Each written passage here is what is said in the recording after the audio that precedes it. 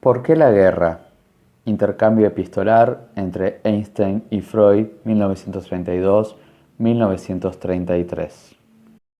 Estimado profesor Freud, la propuesta de la Liga de las Naciones y de su Instituto Internacional de Cooperación Intelectual en París para que invite a alguien, elegido por mí mismo, a un franco intercambio de ideas sobre cualquier problema que yo desee escoger, me brinda una muy grata oportunidad de debatir con usted una cuestión que, tal como están ahora las cosas, parece el más imperioso de todos los problemas que la civilización debe enfrentar. El problema es este: ¿hay algún camino para evitar a la humanidad los estragos de la guerra? Es bien sabido que, con el avance de la ciencia moderna, este ha pasado a ser un asunto de vida o muerte para la civilización tal cual la conocemos. Sin embargo, pese al empeño que se ha puesto, todo intento de darle solución ha terminado en un lamentable fracaso. Creo, además, que aquellos que tienen por deber abordar profesional y prácticamente el problema no hacen sino percatarse cada vez más de su impotencia para ello, y albergan ahora un intenso anhelo de conocer las opiniones de quienes, absorbidos en el quehacer científico, pueden ver los problemas del mundo con la perspectiva que la distancia ofrece. En lo que a mí atañe, el objetivo normal de mi pensamiento no me hace penetrar las oscuridades de la voluntad y el sentimiento humanos. Así pues, en la indagación que ahora se nos ha propuesto, poco puedo hacer más allá de tratar de aclarar la cuestión y, despejando las soluciones más obvias, permitir que usted ilumine el problema con la luz de su vasto saber acerca de la vida pulsional del hombre. Hay ciertos obstáculos psicológicos cuya presencia puede borrosamente vislumbrar un lego en las ciencias del alma, pero cuyas interrelaciones y vicisitudes es incapaz de imaginar. Estoy seguro de que usted podrá sugerir métodos educativos, más o menos ajenos al ámbito de la política, para eliminar esos obstáculos. Siendo inmune a las inclinaciones nacionalistas, veo personalmente una manera simple de tratar el aspecto superficial, o sea administrativo, del problema: la creación, con el consenso internacional, de un cuerpo legislativo y judicial para dirimir cualquier conflicto que sugiere entre las naciones. Cada nación debería avenirse a respetar las órdenes emanadas de este cuerpo legislativo, someter toda disputa a su decisión, aceptar sin reserva sus dictámenes y llevar a cabo cualquier medida que el tribunal estimare necesaria para la ejecución de sus decretos. Pero aquí, de entrada, me enfrento con una dificultad. Un tribunal es una institución humana que, en la medida en que el poder que posee resulta insuficiente para hacer cumplir sus veredictos, es tanto más propenso a que estos últimos sean desvirtuados por presión extrajudicial. Este es un hecho que debemos tener en cuenta. El derecho y el poder van inevitablemente de la mano, y las decisiones jurídicas se aproximan más a la justicia ideal que demanda la comunidad, en cuyo nombre e interés se pronuncian dichos veredictos, en tanto y en cuanto ésta tenga un poder efectivo para exigir respeto a su ideal jurídico. Pero en la actualidad estamos lejos de poseer una organización supranacional competente para emitir veredictos de autoridad incontestable e imponer el acatamiento absoluto a la ejecución de estos. Me veo llevado de tal modo a mi primer axioma: el logro de seguridad internacional implica la renuncia incondicional a una cierta medida de todas las naciones a su libertad de acción, vale decir, a su soberanía, y está claro, fuera de toda duda, que ningún otro camino puede conducir a esa seguridad. El escaso éxito que tuvieron, pese a su evidente honestidad, todos los esfuerzos realizados en la última década para alcanzar esta meta, no deja lugar en dudas que hay en juego fuertes factores psicológicos que paralizan tales esfuerzos. No hay que andar mucho para descubrir alguno de esos factores. El afán de poder que caracteriza a la clase gobernante de todas las naciones es hostil a cualquier limitación de la soberanía nacional. Este hambre de poder político suele medrar gracias a las actividades de otro grupo guiado por aspiraciones puramente mercenarias económicas. Pienso especialmente en ese pequeño pero resuelto grupo activo en toda nación, compuesto de individuos que, indiferentes a las consideraciones y moderaciones sociales, ven a la guerra en la fabricación y venta de armamentos nada más que una ocasión para favorecer sus intereses particulares y extender su autoridad personal. Ahora bien, reconocer este hecho obvio no es sino el primer paso hacia una apreciación del actual estado de cosas. Otra cuestión se impone de inmediato. ¿Cómo es posible que esta pequeña camarilla someta al servicio de sus ambiciones la voluntad de la mayoría, para la cual el estado de guerra representa pérdida y sufrimientos? Al referirme a la mayoría, no excluyo a los soldados de todo rango que han elegido la guerra como profesión en la creencia de que con su servicio defienden los más altos intereses de la raza y de que el ataque es a menudo el mejor método de defensa. Una respuesta evidente a esta pregunta parecería ser que la minoría, la clase dominante hoy, tiene bajo su influencia las escuelas y la prensa, y por lo general también la iglesia. Esto les permite organizar y gobernar las emociones de las masas y convertirlas en su instrumento. Sin embargo, ni aún esta respuesta proporciona una solución completa. De ella surge esta otra pregunta: ¿cómo es que estos procedimientos logran despertar en los hombres tan salvaje entusiasmo hasta llevarlos a sacrificar su vida? Solo hay una contestación posible, porque el hombre tiene dentro de sí un apetito de odio y destrucción. En épocas normales esta pasión existe en estado latente y únicamente emerge en circunstancias inusuales, pero es relativamente sencillo ponerla en juego y exaltarla hasta el poder de una psicosis colectiva.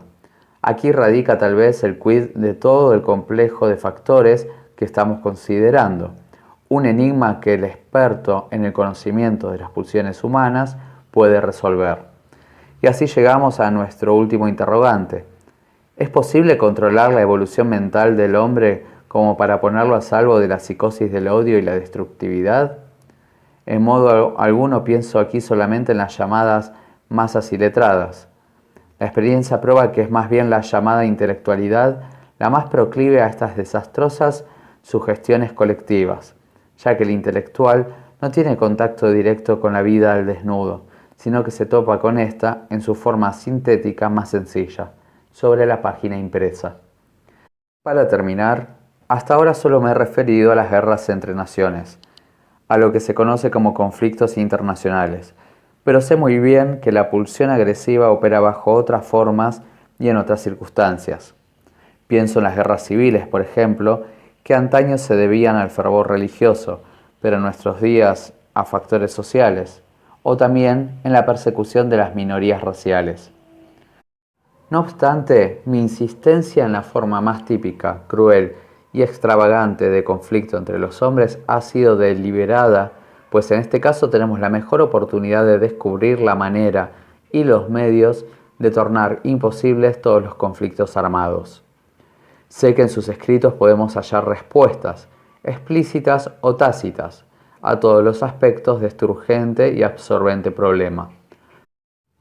Pero sería para todos nosotros un gran servicio que usted expusiese el problema de la paz mundial a la luz de sus descubrimientos más recientes, porque esa exposición podría muy bien marcar el camino para nuevos y fructíferos modos de acción. Muy atentamente, Albert Einstein. Viena, septiembre de 1932. Estimado profesor Einstein, cuando me enteré de que usted se proponía invitarme a un intercambio de ideas sobre un tema que le interesaba y que le parecía digno del interés de los demás, lo acepté de buen grado. Esperaba que escogiera un problema situado en la frontera de lo cognoscible hoy y hacia el cual cada uno de nosotros, el físico y el psicólogo, pudieran abrirse una particular vía de acceso, de suerte que se encontraran en el mismo suelo viniendo de distintos lados. Luego me sorprendió usted con el problema planteado. ¿Qué puede hacerse para defender a los hombres de los estragos de la guerra? Primero me aterré bajo la impresión de mi, a punto estuve de decir nuestra, incompetencia, pues me pareció una tarea práctica que es resorte de los estadistas. Pero después comprendí que usted no me planteaba ese problema como investigador de la naturaleza y físico, sino como un filántropo que respondía a las sugerencias de la Liga de las Naciones en una acción semejante a la de Fridtjof Nansen, el explorador del Polo, cuando asumió la tarea de prestar auxilio a los hambrientos y a las víctimas sin techo de la Guerra Mundial. Recapacité entonces, advirtiendo que no se me invitaba a ofrecer propuestas prácticas, sino solo a indicar el aspecto que cobra el problema de la prevención de las guerras para un abordaje psicológico. Pero también sobre esto lo ha dicho usted casi todo en su carta. Me ha ganado el rumbo del Barlovento, por así decir, pero de buena gana navegaré siguiendo su estela y me limitaré a corroborar todo cuanto usted expresa, procurando exponerlo más ampliamente según mi mejor saber o conjeturar. Comienza usted con el nexo entre derecho y poder. Es ciertamente el punto de partida correcto para nuestra indagación. ¿Estoy autorizado a sustituir la palabra poder por violencia, Gewalt, más dura y estridente? Derecho y violencia son hoy opuestos para nosotros. Es fácil mostrar que uno se desarrolló desde la otra, y si nos remontamos a los orígenes y pesquisamos cómo ocurrió eso la primera vez, la solución nos cae sin trabajo en las manos. Pero discúlpeme si en lo que sigue cuento, como si fuera algo nuevo, cosas que todos saben y admiten. Es la trabazón argumental la que me fuerza a ello. Pues bien, los conflictos e intereses entre los hombres se zanjan en principio mediante la violencia. Así es en todo el reino animal, del que el hombre no debiera excluirse. En su caso se suman todavía conflictos de opiniones que alcanzan hasta el máximo grado de la abstracción y parecen requerir de otra técnica para resolverse. Pero esa es una complicación tardía. Al comienzo, en una pequeña horda de seres humanos, era la fuerza muscular la que decidía a quién pertenecía algo o de quién debía hacerse la voluntad. La fuerza muscular se vio pronto aumentada y sustituida por el uso de instrumentos. Vence quien tiene las mejores armas o las emplea con más destreza. Al introducirse las armas, ya la superioridad mental empieza a ocupar el lugar de la fuerza muscular bruta. El propósito último de la lucha sigue siendo el mismo. Una de las partes, por el daño que reciba o por la paralización de sus fuerzas, será constreñida a deponer su reclamo o su antagonismo. Ello se conseguirá de la manera más radical cuando la violencia elimine duraderamente al contrincante, o sea, cuando lo mate. Esto tiene la doble ventaja de impedir que reinicie otra vez su oposición y de que su destino hará que otros se arredren de seguir su ejemplo. Además, la muerte del enemigo satisface una inclinación pulsional que habremos de mencionar más adelante. Es posible que este propósito de matar se vea contrariado por la consideración de que puede utilizarse al enemigo en servicios provechosos si, amedrentado, se lo deja con vida. Entonces la violencia se contentará con someterlo en vez de matarlo. Es el comienzo del respeto por la vida del enemigo, pero el triunfador tiene que contar en lo sucesivo con el acechante afán de venganza del vencido y así resignar una parte de su propia seguridad. He ahí, pues, el estado originario, el imperio del poder más grande, de la violencia bruta o apoyada en el intelecto. Sabemos que este régimen se modificó en el curso del desarrollo. Cierto camino llevó de la violencia al derecho. ¿Pero cuál camino? Uno solo, yo creo. Pasó a través del hecho de que la mayor fortaleza de uno podría ser compensada por la unión de varios débiles. L'union fait la force. La violencia es quebrantada por la unión, y ahora el poder de estos unidos constituye el derecho en oposición a la violencia del único. Vemos que el derecho es el poder de una comunidad. Sigue siendo una violencia pronta a dirigirse contra cualquier individuo que le haga frente. trabaja con los mismos medios, persigue los mismos fines. La diferencia solo reside real y efectivamente en que ya no es la violencia de un individuo la que se impone, sino la de la comunidad. Ahora bien, para que se consume ese paso de la violencia al nuevo derecho, es preciso que se cumpla una condición psicológica. La unión de los muchos tiene que ser permanente, duradera. Nada se habría conseguido si se formara solo a fin de combatir a un hiperpoderoso y se dispersara tras su doblegamiento. El próximo que se creyera más potente aspiraría de nuevo a un imperio violento y el juego se repetiría sin término. La comunidad debe ser conservada de manera permanente, debe organizarse, promulgar ordenanzas, prevenir las sublevaciones temidas, estatuir órganos que velen por la observancia de aquellas, de las leyes, y tengan a su cargo la ejecución de los actos de violencia acordes al derecho. En la admisión de tal comunidad de intereses se establecen entre los miembros de un grupo de hombres unidos ciertas ligazones de sentimiento, ciertos sentimientos comunitarios en que estriba su genuina fortaleza. Opino que con ello ya está dado todo lo esencial, el doblegamiento de la violencia mediante el recurso de transferir el poder a una unidad mayor que se mantiene cohesionada por ligazones de sentimiento entre sus miembros. Todo lo demás son aplicaciones de detalle y repeticiones. Las circunstancias son simples mientras la comunidad se compone solo de un número de individuos de igual potencia. Las leyes de esa asociación determinan entonces la medida en que el individuo debe renunciar a la libertad personal de aplicar su fuerza como violencia, a fin de que sea posible una convivencia segura. Pero semejante estado de reposo, Ruhezustand, es concebible solo en la teoría. En la realidad, la situación se complica por el hecho de que la comunidad incluye desde el comienzo elementos de poder desigual, varones y mujeres, padres e hijos, y pronto, a consecuencia de la guerra y el sometimiento, vencedores y vencidos que se transforman en amos y esclavos. Entonces, el derecho de la comunidad se convierte en la expresión de las desiguales relaciones de poder que imperan en su seno. Las leyes son hechas por los dominadores y para ellos, y son escasos los derechos concedidos a los sometidos.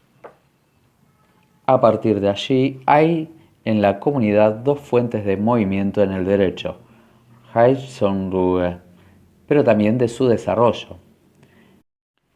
En primer lugar, los intentos de ciertos individuos entre los dominadores para elevarse por encima de todas las limitaciones vigentes, vale decir, para retrogradar del imperio del derecho al de la violencia. Y en segundo lugar, los continuos empeños de los oprimidos para procurarse más poder y ver reconocidos esos cambios en la ley, vale decir, para avanzar, al contrario, de un derecho desparejo a la igualdad de derecho. Esta última corriente se vuelve particularmente sustantiva cuando en el interior de la comunidad sobrevienen en efecto desplazamientos en las relaciones de poder, como puede suceder a consecuencia de variados factores históricos. El derecho puede entonces adecuarse poco a poco a las nuevas relaciones de poder, o lo que es más frecuente, si la clase dominante no está dispuesta a dar razón de ese cambio, se llega a la sublevación, la guerra civil, esto es, a una cancelación temporaria del derecho y a nuevas confrontaciones de violencia, tras cuyo desenlace se instituye un nuevo orden de derecho. Además, hay otra fuente de cambio del derecho, que solo se exterioriza de manera pacífica. Es la modificación cultural de los miembros de la comunidad, pero pertenece a un contexto que solo más tarde podrá tomarse en cuenta. Vemos, pues, que aún dentro de una unidad de derecho no fue posible evitar la tramitación violenta de los conflictos de intereses, pero las relaciones de dependencia necesaria y de recíproca comunidad que derivan de la convivencia en un mismo territorio propician una terminación rápida de tales luchas, y bajo esas condiciones aumenta de continuo la probabilidad de soluciones pacíficas. Sin embargo, un vistazo a la historia humana nos muestra una serie incesante de conflictos entre un grupo social y otro, o varios, entre unidades mayores y menores, municipios, comarcas, linajes, pueblos, reinos, que casi siempre se deciden mediante la confrontación de fuerzas en la guerra. Tales guerras desembocan en el pillaje o en el sometimiento total, la conquista de una de las partes. No es posible formular un juicio unitario sobre esas guerras de conquista. Muchas, como las de los mongoles y turcos, no aportaron sino infortunio. Otras, por el contrario, contribuyeron a la transmutación de violencia en derecho, pues produjeron unidades mayores dentro de las cuales cesaba la posibilidad de emplear la violencia y un nuevo orden de derecho zanjaba los conflictos. Así, las conquistas romanas trajeron la preciosa Pax Romana para los pueblos del Mediterráneo. El gusto de los reyes franceses por el engrandecimiento creó una Francia floreciente, pacíficamente unida. Por paradójico que suene, habría que confesar que la guerra no sería un medio inapropiado para establecer la anhelada paz eterna, ya que es capaz de crear aquellas unidades mayores dentro de las cuales una poderosa violencia central vuelve imposible ulteriores guerras. Empero, no es idónea para ello, pues los resultados de la conquista no suelen ser duraderos. Las unidades recién creadas vuelven a disolverse la más de las veces, debido a la deficiencia de cohesión de la parte unida mediante la violencia. Además, la conquista solo ha podido crear hasta hoy uniones parciales, si bien de mayor extensión, cuyos conflictos suscitaron más que nunca la resolución violenta.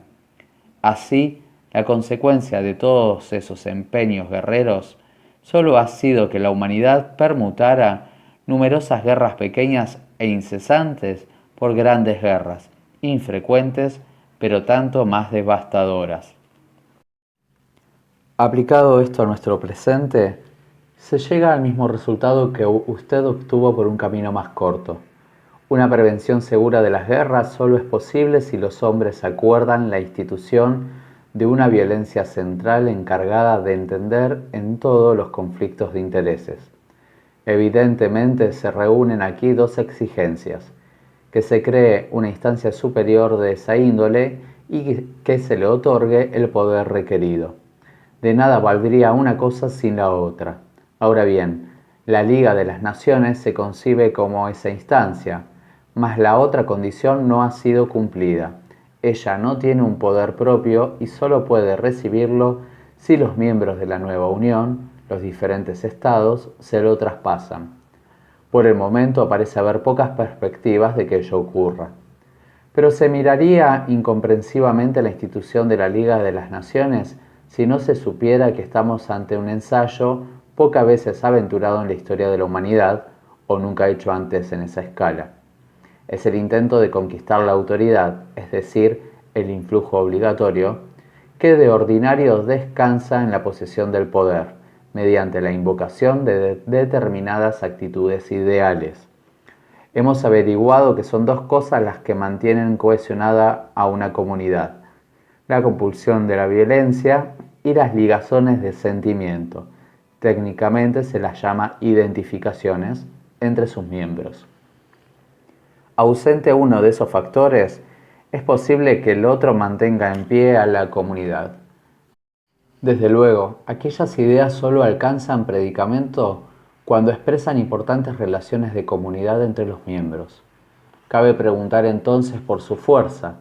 La historia enseña que de hecho han ejercido su efecto. Por ejemplo, la idea panhelénica, la conciencia de ser mejores que los bárbaros vecinos, que halló expresión tan vigorosa en las Anfictionías, los oráculos y las Olimpíadas, tuvo fuerza bastante para morigerar las costumbres guerreras entre los griegos, pero evidentemente no fue capaz de prevenir disputas bélicas entre las partículas del pueblo griego y ni siquiera para impedir que una ciudad o una liga de ciudades se aliara con el enemigo persa en detrimento de otra ciudad rival. Tampoco el sentimiento de comunidad en el cristianismo, a pesar de que era bastante poderoso, logró evitar que pequeñas y grandes ciudades cristianas del Renacimiento se procuraran la ayuda del sultán en sus guerras recíprocas. Y por lo demás, en nuestra época no existe una idea a la que pudiera conferirse semejante autoridad unificadora. Es harto evidente que los ideales nacionales que hoy imperan en los pueblos los esfuerzan a una acción contraria. Ciertas personas predicen que solo el triunfo universal de la mentalidad bolchevique podrá poner fin a las guerras. Pero en todo caso estamos hoy muy lejos de esa meta, y quizá se la conseguiría solo tras unas espantosas guerras civiles. Parece, pues, que el intento de sustituir un poder objetivo por el poder de las ideas está hoy condenado al fracaso. Se yerra en la cuenta si no se considera que el derecho fue en su origen violencia bruta y todavía no puede prescindir de apoyarse en la violencia.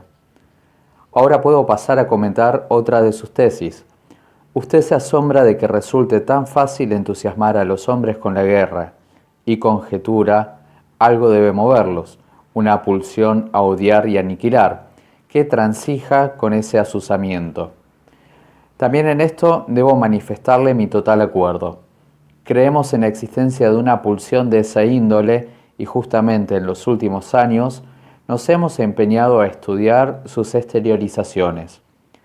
¿Me autoriza a exponerle con este motivo una parte de la doctrina de las pulsiones que hemos arribado en el psicoanálisis tras muchos tanteos y vacilaciones? Suponemos que las pulsiones del ser humano son sólo de dos clases: aquellas que quieren conservar y reunir, las llamadas eróticas, exactamente en el sentido de Eros en el banquete de Platón, o sexuales, con una consciente ampliación del concepto popular de sexualidad, y otras que quieren destruir y matar. A estas últimas las reunimos bajo el título de pulsión de agresión o de destrucción. Como usted ve, no es sino la transfiguración teórica de la universalmente conocida oposición entre amor y odio. Esta quizá mantenga un nexo primordial con la polaridad entre atracción y repulsión, que desempeña un papel en la disciplina de usted. Ahora permítame que no introduzca demasiado rápido las valoraciones del bien y el mal. Cada una de estas pulsiones es tan indispensable como la otra. De las acciones conjugadas y contrarias de ambas surgen los fenómenos de la vida. Parece que nunca una pulsión perteneciente a una de esas clases puede actuar aislada. Siempre está conectada, decimos aliada, con cierto monto de la otra parte, que modifica su meta o en ciertas circunstancias es condición indispensable para alcanzarla. Así, la pulsión de autoconservación es sin duda de naturaleza erótica, pero justamente ella necesita disponer de la agresión si es que ha de conseguir su propósito. De igual modo, la pulsión de amor dirigida a objetos requiere un complemento de pulsión de apoderamiento si es que ha de tomar su objeto. La dificultad de aislar ambas variedades de pulsión en sus exteriorizaciones es lo que por tanto tiempo nos estorbó el discernirlas. Si usted quiere dar conmigo otro paso, le diré que las acciones humanas permiten entrever aún una complicación de otra índole. Rarísima vez la acción es obra de una única moción pulsional, que ya en sí y por sí debe estar compuesta de eros y de destrucción. En general confluyen para posibilitar la acción varios motivos edificados de esa misma manera. Ya lo sabía uno de sus colegas, un profesor Lichtenberg, quien en tiempos de nuestros clásicos enseñaba física en Gotinga, pero acaso fue más importante como psicólogo que como físico.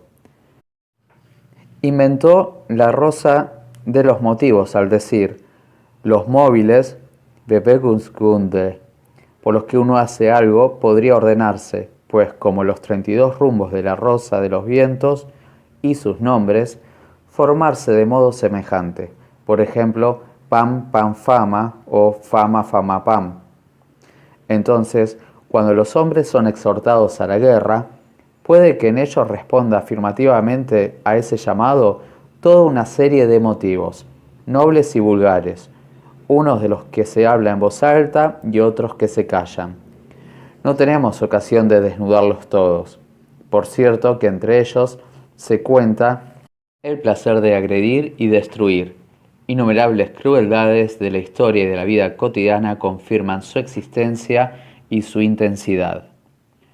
El entrelazamiento de esas aspiraciones destructivas con otras, eróticas e ideales, facilita desde luego su satisfacción. Muchas veces, cuando nos enteramos de los hechos crueles de la historia, tenemos la impresión de que los motivos ideales solo sirvieron de pretexto a las apetencias destructivas, y otras veces, por ejemplo, ante las crueldades de la Santa Inquisición, nos parece como si los motivos ideales se hubieran esforzado hacia adelante, hasta la conciencia, aportándoles los destructivos un refuerzo inconsciente. Ambas cosas son posibles. Tengo reparos en abusar de su interés, que se dirige hacia la prevención de las guerras, no a nuestras teorías. Pero querría demorarme todavía un instante en nuestra pulsión de destrucción, en modo alguno apreciada en toda su significatividad. Pues bien, con algún gasto de especulación hemos arribado a la concepción de que ella trabaja dentro de todo ser vivo y se afana en producir su descomposición, en reconducir la vida al estado de la materia inanimada. Merecería con toda seriedad el nombre de una pulsión de muerte, mientras que las pulsiones eróticas representan, representieren, los afanes de la vida. La pulsión de muerte deviene pulsión de destrucción cuando es dirigida hacia afuera, hacia los objetos, con ayuda de órganos particulares. El ser vivo preserva su propia vida destruyendo la ajena, por así decir. Empero, una porción de la pulsión de muerte permanece activa en el interior del ser vivo, y hemos intentado deducir toda una serie de fenómenos normales y patológicos de esta interiorización de la pulsión destructiva. Y hasta hemos cometido la herejía de explicar la génesis de nuestra conciencia moral por esa vuelta de la agresión hacia adentro. Como usted habrá de advertir, en modo alguno será inocuo que ese proceso se consume en escala demasiado grande. Ello es directamente nocivo, en tanto que la vuelta de esas fuerzas pulsionales hacia la destrucción en el mundo exterior aligera al ser vivo y no puede menos que ejercer un efecto benéfico sobre él. Sirva esto como disculpa biológica de todas las aspiraciones odiosas y peligrosas contra las que combatimos. Es preciso admitir que están más próximas a la naturaleza que nuestra resistencia a ellas, para la cual debemos hallar todavía una explicación. ¿Acaso tenga usted la impresión de que nuestras teorías constituyen una suerte de mitología, y en tal caso ni siquiera una mitología alegre? Pero, ¿no desemboca toda ciencia natural en una mitología de esta índole? ¿Les va a ustedes de otro modo en la física de hoy? De lo anterior extraemos esta conclusión para nuestros fines inmediatos. No ofrece perspectiva ninguna pretender el desarraigo de las inclinaciones agresivas de los hombres. Dicen que en comarcas dichosas de la tierra, donde la naturaleza brinda con prodigalidad al hombre todo cuanto le hace falta, existen estirpes cuya vida transcurre en la mansedumbre y desconocen la compulsión y la agresión. Difícil me resulta creerlo. Me gustaría averiguar más acerca de esos dichosos. También los bolcheviques esperan hacer desaparecer la agresión entre los hombres, asegurándoles la satisfacción de sus necesidades materiales, y en lo demás, estableciendo la igualdad entre los participantes de la comunidad. Yo lo considero una ilusión. Por ahora ponen al máximo cuidado en su armamento, y el odio a los extraños no es el menos intenso de los motivos con que promueven la cohesión de sus seguidores. Es claro que, como usted mismo puntualiza, no se trata de eliminar por completo la inclinación de los hombres a agredir. Puede intentarse desviarla lo bastante para que no deba encontrar su expresión en la guerra. Desde nuestra doctrina mitológica de las pulsiones hallamos fácilmente una fórmula sobre las vías indirectas para combatir la guerra. Si la aquiescencia a la guerra es un desborde de la pulsión de destrucción, lo natural será apelar a su contraria, el eros. Todo cuanto establezca ligazones de sentimiento entre los hombres no podrá menos que ejercer un efecto contrario a la guerra. Tales ligazones pueden ser de dos clases. En primer lugar, vínculos como los que se tienen con un objeto de amor, aunque sin metas sexuales. El psicoanálisis no tiene motivo para avergonzarse por hablar aquí de amor, pues la religión dice lo propio: ama a tu prójimo como a ti mismo. Ahora bien, es fácil demandarlo, pero difícil cumplirlo. La otra clase de ligazón de sentimiento es la que se produce por identificación. Todo lo que establezca sustantivas relaciones de comunidad entre los hombres provocará esos sentimientos comunes, esas identificaciones. Sobre ellas descansa en buena parte el edificio de la sociedad humana. Una queja de usted sobre el abuso de autoridad me indica un segundo rumbo para la lucha indirecta contra la inclinación bélica. Es parte de la desigualdad innata y no eliminable entre los seres humanos que se separen en conductores y súbditos. Estos últimos constituyen la inmensa mayoría.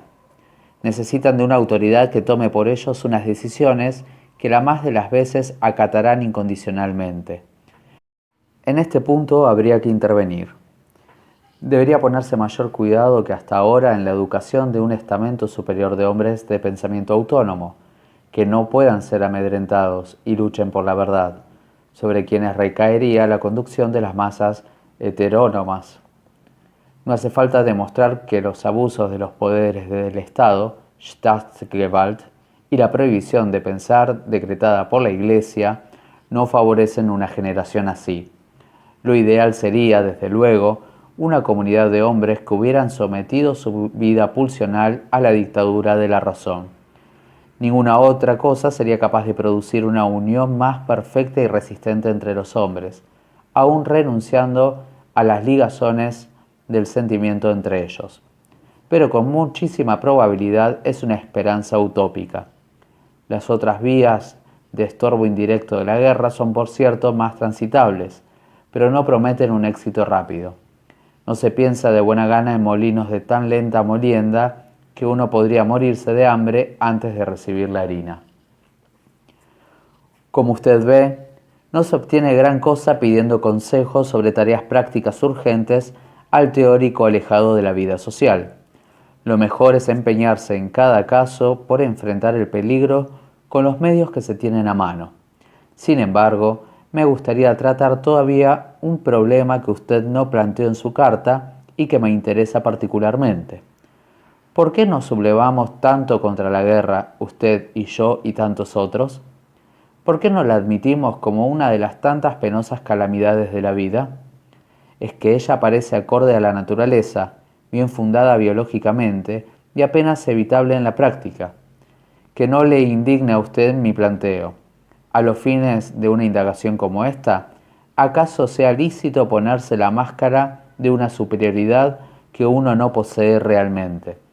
La respuesta sería: porque todo hombre tiene derecho a su propia vida, porque la guerra aniquila promisorias vidas humanas, pone al individuo en situaciones indignas, lo compele a matar a otros, cosa que él no quiere, destruye preciosos valores materiales, productos del trabajo humano y tantas cosas más.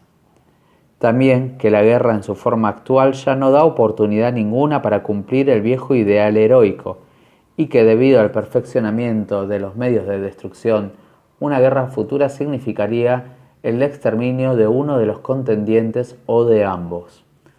Todo eso es cierto y parece tan indiscutible que solo cabe asombrarse de que las guerras no se hayan desestimado ya por un convenio universal entre los hombres. Sin embargo, se puede poner en entredicho algunos de estos puntos. Es discutible que la comunidad no deba tener también un derecho sobre la vida del individuo. No es posible condenar todas las clases de guerra por igual. Mientras existan reinos y naciones dispuestos a la aniquilación despiadada de otros, estos tienen que estar armados para la guerra. Pero pasemos con rapidez sobre todo eso. No es la discusión a que usted me ha invitado. Apunto a algo diferente. Creo que la principal razón por la cual nos sublevamos contra la guerra es que no podemos hacer otra cosa. Somos pacifistas porque nos vemos precisados a hacerlo por razones orgánicas. Después, nos resultará fácil justificar nuestra actitud mediante argumentos. Esto no se comprende, claro está, sin explicación. Opino lo siguiente. Desde épocas inmemoriales se desenvuelve en la humanidad el proceso del desarrollo de la cultura. Sé que otros prefieren llamarla civilización. A este proceso debemos lo mejor que hemos llegado a ser y una buena parte de aquello a raíz de lo cual penamos. Sus ocasiones y comienzos son oscuros, su desenlace incierto, algunos de sus caracteres muy visibles. ¿Acaso lleve a la extinción de la especie humana, pues perjudica la función sexual en más de una manera? Y ya hoy las razas incultas y los estratos rezagados de la población se multiplican con mayor intensidad que los de elevada cultura. Quizás este proceso sea comparable con la domesticación de ciertas especies animales. Es indudable que conlleva alteraciones corporales, pero el desarrollo de la cultura como un proceso orgánico de esa índole no ha pasado a ser todavía una representación familiar. Las alteraciones psíquicas sobrevenidas con el proceso cultural son llamativas e indubitables.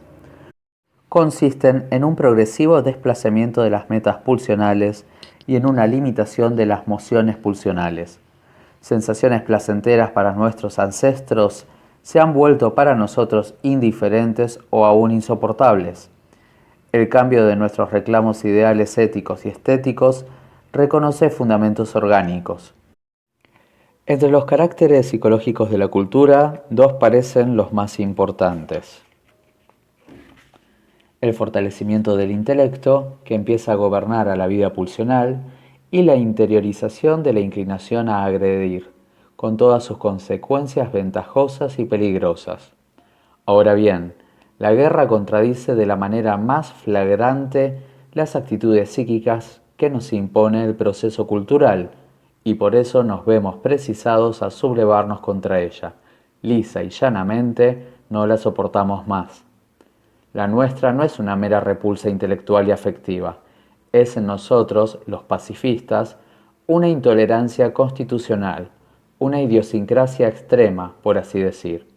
Y hasta parece que los desmedros estéticos de la guerra no cuentan mucho menos para nuestra repulsa que sus crueldades. ¿Cuánto tiempo tendremos que esperar hasta que los otros también se vuelvan pacifistas? No es posible decirlo, pero ¿acaso no sea una esperanza utópica que el influjo de esos dos factores, el de la actitud cultural y el de la justificada angustia ante los efectos de una guerra futura, haya de poner fin a las guerras en una época no lejana? ¿Por qué caminos o rodeos? Eso no podemos colegirlo. Entretanto, tenemos derecho a decirnos: todo lo que promueva el desarrollo de la cultura trabaja también contra la guerra.